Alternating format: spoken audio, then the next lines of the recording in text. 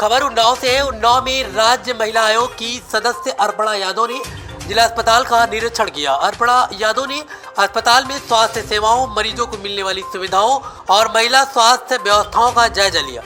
तो वही निरीक्षण के दौरान अल्ट्रासाउंड जांच के लिए मरीजों को 15 से 20 दिन बाद की तारीख दिए जाने का मुद्दा प्रमुखता से उठा, जिस पर उन्होंने अधिकारियों को आवश्यक निर्देश दिए। बता दें कि अर्पणा यादव ने कहा कि अल्ट्रासाउंड जांच में देरी की शिकायत पहले भी उनके संज्ञान में आ चुकी है। इस संबंध में पूर्व में भी निर्देश दिए गए थे कि महिलाओं को अनावश्यक रूप से लंबी तारीखें न दी जाए। उन्होंने बताया कि इस मामले में विशेष जांच भी कराई गई थी ताकि मरीजों को मजबूरी में निजी केंद्रों का रुख न करना पड़े। अर्पणा यादव ने स्वीकार किया कि जिला अस्पताल में मरीजों का दबाव अधिक है, जबकि अल्ट्रासाउंड मशीनों और विशेषज्ञों की संख्या पर्याप्त नहीं है। इस समस्या के समाधान के लिए शासन को अतिरिक्त अल्ट्रासाउंड मशीन और सोनोग्राफर उपलब्ध कराने संबंधी पत्र भेजा गया है। उनका कहना था कि विशेषज्ञों की संख्या बढ़ने से अधिक मरीजों की जांच सरकारी अस्पताल में ही हो सकेगी। और पूरा वार्ड में जो टॉयलेट है नवनिर्मित हो रहे हैं, उस पर निर्माण कार्य बहुत तेज़ चल रहा है। तो मुझे लग रहा है कि अच्छा एक सकारात्मक परिवर्तन है।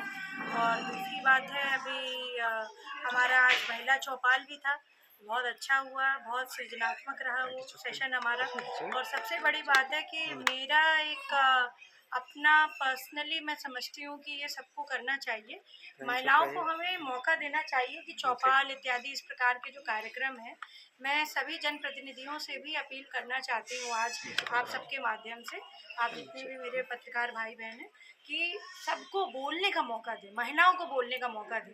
सिर्फ भाषण दे के ना आए, मतलब उनको भी अवसर दें, वो अपनी बात कह सकें, अपनी बात बयान कर सकें। और एक ऐसा माहौल हम क्रिएट करें जिसमें वो अपनी बात बहुत स्वच्छंद पूर्वक, इस तरीके का उनको ये ना लगे कि हमें कहीं सोशली स्टिग्मेटाइज किया जाएगा या हमारे आपस के ही लोग हमारी मजाक उड़ाएंगे या क्यों बात कह दी ऐसा। तो थोड़ा इस बात पे हम ध्यान दें। बाकी मुझे बहुत अच्छा लगा आज जिस प्रकार से बच्चों का कार्यक्रम था, यहाँ आंगनवाड़ी में हमारा जो कार्यक्रम था, महिला चौपाल थी, और सकारात्मक परिवर्तन जो जिला अस्पताल में हमने पिछली बार लिखित दिया था उस पर जो कार्य हुए हैं, मुझे खुशी है। अब महिला है, अब महिला की बात कर रही हैं, लेकिन यहाँ जिला अस्पताल में एक प्रॉब्लम है, जब अल्ट्रासाउंड होते हैं तो महिलाएं दूर दूर से आती ग्रामीण क्षेत्रों में। हालांकि क्वेश्चन है बार बार वो उनको अल्ट्रासाउंड के लिए 15-15, 20-20 दिन की डेट दी जाती है, पीड़ित हो जाती है, मजबूर होकर वो बाहर जाती हैं। इस पर देखिए, मैं इस जो ये हमारी समस्या है इसके बारे में मैंने पिछली बार भी बोला था और इस पे बड़ा निर्देशित किया था कि हम जो है महिलाओं को ऐसी डेट ना दें। और इस पे हमने स्पेशली जांच भी करवाई थी कि ऐसा ना हो कि कोई महिलाओं को अर्जेंट हो और वो बाहर से जांच कराएं। तो डेफिनेटली जहाँ पर मशीन का बात है और जितना लोड है जिला अस्पताल पे, मैंने सरकार को लिखा भी है अपनी तरफ से कि मशीन की और जो है यहाँ पर जो सोनोग्राफर है यानी जो अल्ट्रासाउंड स्पेशलिस्ट है उसको हम जो है 1-2 की जगह हम थोड़ा और बढ़ा दें, क्योंकि ड्यूटी आवर्स की जो मतलब मैं समझती हूँ ह्यूमन एफर्ट होता है सबका। आप लोगों को भी मैं सुबह से शाम तक, रात तक खड़ा कर दूँ तो आप लोग नहीं कर पाएंगे, मतलब पत्रकारिता भी नहीं कर पाएंगे, उसी तरह से उन पर भी लागू होता है। तो मेरा पूरा प्रयास है कि यहाँ पर जल्दी जो है एक्स्ट्रा सोनोग्राफर्स अल्ट्रासाउंड के जो स्पेशलिस्ट हैं वो आ जाएं, जिससे कि ज़्यादा से ज़्यादा अल्ट्रासाउंड सरकारी अस्पताल में। मैम, पश्चिम बंगाल में बीजेपी की बड़ी जीत हुई है, मुख्यमंत्री का चेहरा कौन होगा? ये तो केंद्रीय नेतृत्व तय करेगा कि मुख्यमंत्री जी का चेहरा कौन होगा बंगाल के। पर खुशी इस बात की है कि विपक्ष जो बड़ा तेज़ी से और बहुत और अभी भी बड़ा दुखद ये भी है कि बड़ा दुर्भाग्यपूर्ण है कि जो रक्त रंजित राजनीति है बंगाल की, उसमें अभी भी कितने सारे मर्डर हो रहे हैं, लगातार लोगों को जो है पीटा जा रहा है।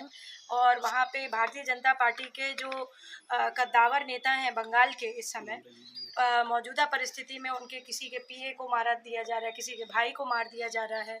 और आप लोगों ने सुना भी होगा, आपके मीडिया के ही माध्यम से हम सबको जानकारी प्राप्त हो रही है। तो मैं बस यही कहूँगी कि लोकतंत्र की हत्या करने का जिन लोगों ने प्रयास किया वो आज सत्ता से बाहर हुए हैं बंगाल में, और डेफिनेटली इस चीज़ का जो है नया रंग लेकर के आएगी। बीजेपी का जो मूल मंत्र रहा है सबका साथ सबका विकास, और मैं कहूँगी कि गंगा से गंगा सागर ज़्यादा महत्वपूर्ण तो गंगा सागर तक का आप रास्ता देख लीजिए कितना खराब है। टीएमसी की सरकार वहाँ 15 साल तक रही और कितनी अराजकता और कितनी उसके प्रति जो है एक तरह से उदासीनता रही कि वहाँ का रास्ता ही नहीं बनवा पाए। जैसे हमारी सरकार उत्तर प्रदेश में आई और राम मंदिर बन गया और उसके लिए सुप्रीम कोर्ट का भी मैं बहुत धन्यवाद देती हूँ। वैसे ही मैं समझती हूँ आदरणीय प्रधानमंत्री जी जरूर जो है गंगा सागर तक का भी रास्ता मजबूत कर देंगे, जिससे सनातनियों को वहाँ जाने में आसानी रहेगी। मैम, जो महिला आरक्षण बिल था, संशोधन बिल बहुत ही महत्वपूर्ण था, जो कि विपक्ष के कारण नहीं पास हो पाया। आपके द्वारा विधानसभा के बाहर जो है समाजवादी पार्टी और कांग्रेस का झंडा जलाया गया था, जिस पर समाजवादी पार्टी के द्वारा आप पर कड़ी प्रतिक्रियाएं की गई थी, इस पर क्या कहेंगे? इस पर मैं बोल चुकी हूँ और जो है ऑलरेडी मैं अपनी बात रख चुकी हूँ। पुनः उस संदर्भ में बात करना मुझे नहीं लगता कि कोई अनिवार्यता है और डेफिनेटली जो है विपक्ष ने गलत काम किया है, पर मैं प्रधानमंत्री जी के साथ हूँ। प्रधानमंत्री जी का जो राष्ट्रोद्बोधन था उसमें उन्होंने साफ तौर पे कहा कि हमारा महिलाओं के प्रति का ये जो बिल है और इसको हम कभी थमने नहीं देंगे, सफ़र को हम कभी रुकने नहीं देंगे। और देखिए भगवान की बड़ी कृपा है, श्री रामचंद्र जी के आशीर्वाद से जो है बंगाल में, आसाम में और पुडुचेरी में सब जगह सरकारें पूर्ण बहुमत की बन गई हैं। अब इस बिल को जरा रोक करके मैम, आप देखिए। यूपी से बिलोंग करती हैं और उसके बावजूद केंद्र सरकार, क्या लगता है आपको 2047 बीजेपी का हर जगह झंडा फहराया जाएगा?